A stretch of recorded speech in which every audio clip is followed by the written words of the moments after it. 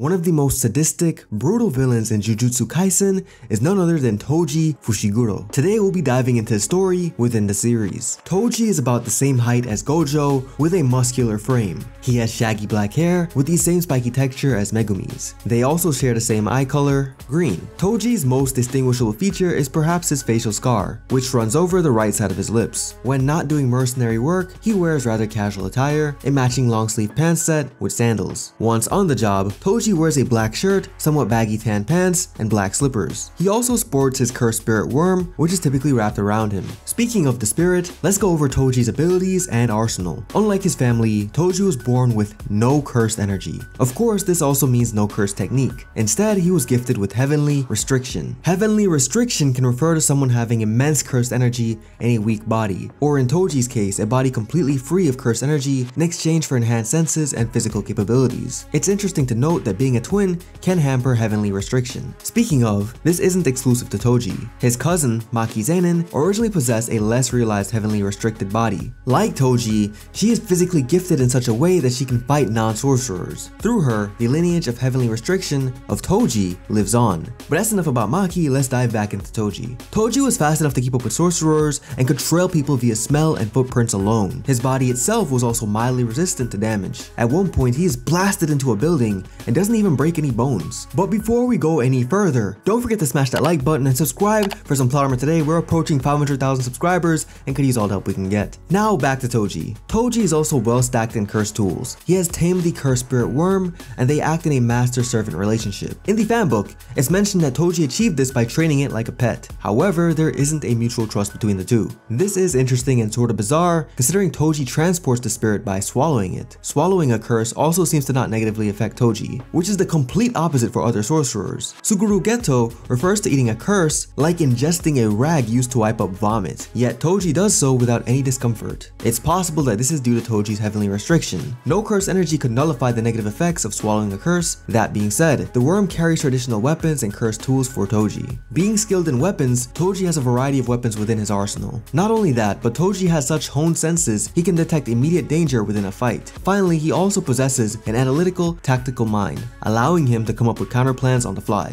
Lastly, he also of course uses other resources creatively to wear down his targets. Early life. According to Gege Akutami, in the Q&A of the Jujutsu Kaisen fanbook, Toji's childhood was rather rough. Due to his lack of any cursed energy and being unable to exercise spirits, Toji was subject to harsh abuse. For example, he was thrown into the disciplinary pit, which is a room with grade 2 and lower cursed spirits. The room is meant to act as a training ground and a means for punishment. In fact, Toji's scar is from it. This very treatment is the reason that at some point, Toji leaves the Zenin family, even changing his name to Toji Fushiguro. Like his cousin Maki, he completely breaks off from the family. After he leaves, Toji makes money via mercenary work, usually for questionable clients. But at one point, Toji is curious about the Gojo child that possesses 6 eyes. This meeting is remarkable to him because Satoru Gojo was the first and last person to notice Toji behind them. This is because Toji lacks cursed energy, making him practically invisible. This won't be the only time Toji and Satoru meet. Rather, their next and final encounter will be deadly for Toji. That being said, the relations between the Zenin family and Gojo clan are bad enough that Toji most likely broke in to see Satoru. Of course, this won't be their only meeting. Later on, Satoru serves as an end for Toji. But before we get into that, let's cover what we know of Toji's life beforehand. The timeline itself is blurry considering the dates in Jujutsu Kaisen. However, there are events that are confirmed to have happened. Around Megumi's birth in late 2002 and his first wife's death, Toji left the Zenin family. It's noted that during his time in the clan, Toji was unstable. Granted, the abuse he faced as a child most likely continued into adulthood. In fact, his cousin, Naoya Zenin, who was a child at the time, is even aware of Toji's ostracization. But in spite of his black sheep status, Toji still comes across as intimidating and downright dangerous. This is due to his Heavenly Restriction, as explained earlier. Sometime after Megumi's birth, Toji offers to sell him back into the Zenin family. This couldn't be long after Megumi's birth, considering Toji mentions Megumi could manifest his curse technique as early as 4 years old. Gojo's past arc. Let's get back to him leaving the Zenin family though. After he leaves, Toji begins to take jobs from unsavory individuals. Typically, he burns through money, spending money from his big job until it's gone. His lack of budgeting skills probably comes from his love of gambling. Later on, Toji casually gambles while other assassins wear down second-year Jujutsu High students Satoru Gojo and Suguru Geto. However, Toji also supplements his income via surfing from woman to woman. Speaking of Toji and women, let's discuss what Toji was up to in 2006. By then he had remarried to another woman. Toji also takes her name, now going by Toji Fushiguro. Both Toji and his new wife weren't active parents. Megumi himself remarks that both got married quickly and split just as fast. Toji is around this time contacted by the Time Vessel Association. They're a religious group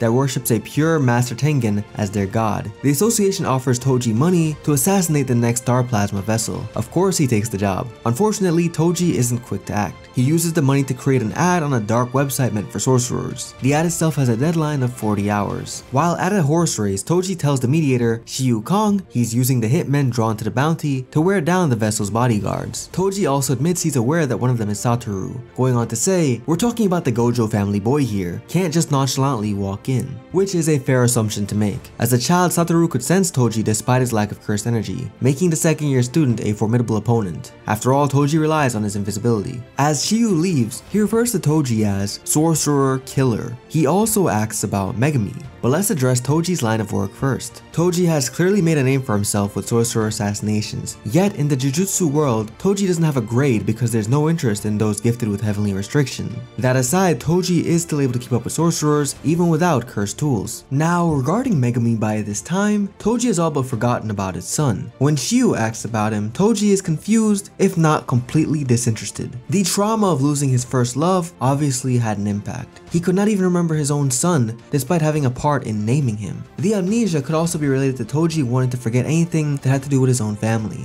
He was ostracized, lost his wife, and decided to leave, effectively going on his own, despite remarrying. The idea of family seems like something Toji wants, but the emotional turmoil from the Zenin household stays with him. Shiyu is rather apprehensive about Toji's plan. He later calls the mercenary to remind him that if the bounty is claimed, Toji is out of 30 million yen. Perhaps being a little overconfident, Toji rebuffs him and hangs up, claiming bad reception. This interaction proves two things. Firstly, Toji is extremely arrogant in his own ability, and secondly, he reacts negatively to criticism. Interestingly enough, killing Satoru and the vessel aligns with Toji's goal despite the money. His ostracization from the sorcerer world left Toji with the desire to destroy it. What better way than killing the first person in 100 years to use both Six Eyes and Limitless, as well as Master Tengen's vessel. Those two acts would surely shake up the Jujutsu world, leading to instability. Thankfully for Toji, his plan is working. Both Suguru and Satoru are kept busy by rogue curse users. The duo are also lulled into letting their guards down. So Suguru and Satoru have a beach day in the exact area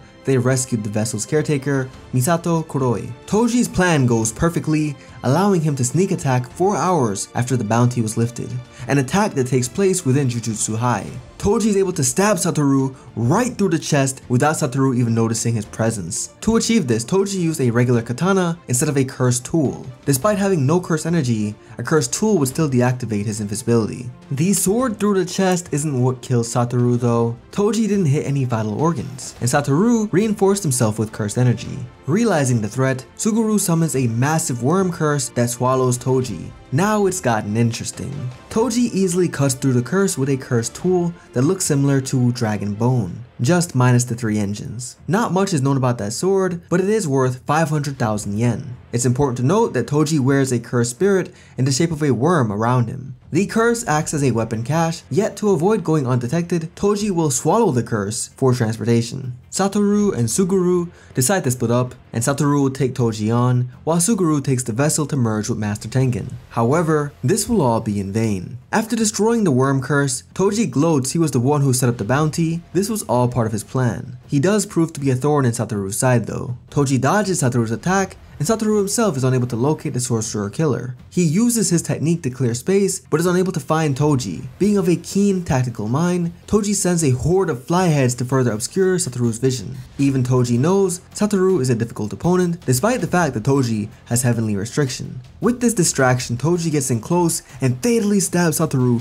through the neck, taking the sorcerer by surprise. He uses the curse tool, the Inverted Spear of Heaven, which is a special grade tool meant to nullify curse techniques upon contact, meaning once stabbed, Satoru can't use his limitless technique. Satoru is understandably shocked, simply standing as Toji repeatedly stabs him. Toji finishes the job by stabbing Satoru directly in the head, remarking, "I'm starting to remember how to do this." Originally, Toji had planned for the single chest stab to take down Satoru. Being Toji, he has no qualms whatsoever about killing Satoru. In his mind, Satoru probably presented the very sorcerer world he was rejected from. In a way, it's payback. Also, he most likely wasn't expecting such a fight, but nonetheless moves on to find Suguru and the vessel next, which he does in spite of the tombs of the Star Corridor being so well hidden. That does raise the question, how did Toji find the tombs? The answer is quite simple. Toji's 5 senses are well trained enough that he was able to follow via footprints and odor. That being said, his entrance to the tombs is rather explosive. He immediately shoots the vessel, killing them. Suguru is enraged. Not only has Toji found one of their biggest kept secrets, he gloats about killing the vessel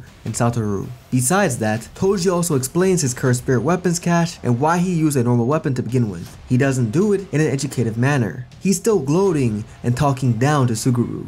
After all, Toji must despise sorcerers. It's a world he's been forced out of, a world he was told he didn't belong in. Suguru unleashes one of his most powerful curses, the Rainbow Dragon. Rather easily, Toji cuts through the curse, which is a feat in itself considering Suguru is shocked. The dragon has the toughest skin out of all his curses. An imaginary vengeful spirit is then brought out. Fun fact, this spirit is actually based on a Japanese urban legend. But regardless, Toji is able to deflect the spirit's attack. Filled with desperation, Suguru even attempts to steal Toji's worm. He is unable to do it because he would need to kill the spirit's master first, which is Toji. Speaking of Toji, he bisects Suguru, cutting down the curse user with just a simple katana. He comments he'd kill the sorcerer student, but is unsure if that would unleash his stored curses. As Suguru bleeds, Toji continues to mock him, telling Suguru that despite his gifts, he lost to a non-sorcerer. These words will go on to create a monster in Suguru. This dialogue does jog Toji's memory though. He remembers his son and the fact he gave Megumi his name, which means blessings. The name itself feels almost ironic considering Toji is seen as the opposite. Toji would then bring the vessel's corpse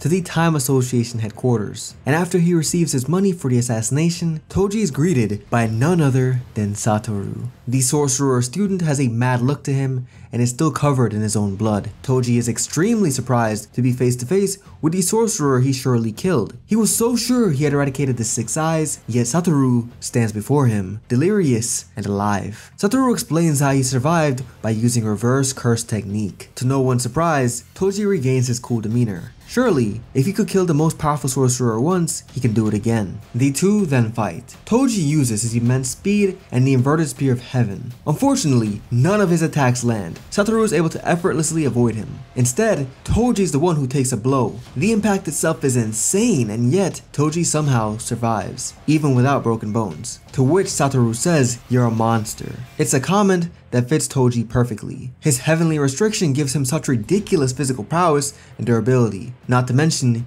he was able to use just his senses to locate Master Tengen's tomb. After he recovers from the attack, Toji combines the spear and another cursed tool, the Chain of 1,000 Miles, in order to create a makeshift chain sickle. Despite Satoru practically returning from the dead, Toji is still overly confident. He has already formed a counter-plan against Satoru. Unfortunately, his battle sense gives way to unease. His own honed body is telling him something is off. Toji disregards it, which proves to be fatal. Satoru combines his red and blue techniques to create something totally different. Toji is hit with Satoru's hollow technique, purple. The attack itself surprises Toji, but more importantly, is unavoidable. Toji is almost cut in half, losing his arm and a big chunk of his torso. As Toji dies, Satoru asks him if he has any last words. Toji declines this. However, he does tell Satoru that in a few years, Megumi will be sold off to the Zenin family. He then passes away, leaving Satoru to track down Megumi. With Toji's passing, Satoru is originally disillusioned. This was most likely the first time Satoru killed someone else, a non-sorcerer at that. He doesn't experience any guilt or joy. Satoru is empty. At least the guilt doesn't hit him unless he visits Megumi, but that's probably a whole other video. Shibuya Incident Arc. Unfortunately, the dead don't stay dead. Years later, during the catastrophic Shibuya incident, Toji is resurrected. The curse user Ogami, an old woman with a seance technique, is tasked with guarding commissioned curtains alongside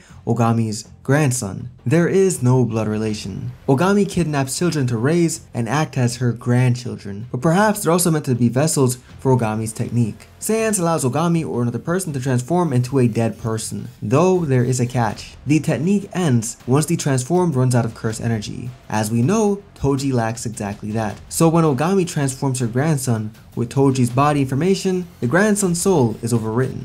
Being given a new life, Toji takes Ogami's order to kill sorcerers to heart, killing her first. He goes on a rampage, fighting is all Toji knows. In fact, Toji will keep fighting with his newfound body until it physically can't anymore. It's a twisted version of Toji. In life, he was a violent and ruthless mercenary, and in death, he's a killing machine with no real goal. He's only a marionette for murder. His revival in itself serves as a prelude to Maki achieving fully realized heavenly restriction, as well as Megumi finally meeting his dad. Unfortunately, another tragedy in Toji's life, or afterlife really. This programmed rampage is what leads Toji to enter Dagon's domain, via a hole created by Megumi. His appearance is now somewhat different. He wears the same clothing as Ogami's grandson, but the sclera of his eyes are black. Most likely this is a side effect of the Saiyan's technique. Immediately, Toji takes the cursed tool, Playful Cloud, from Maki Zenin, his cousin, and fights Dagon. The cursed spirit can barely keep up with Toji, noting his attacks only increase in speed.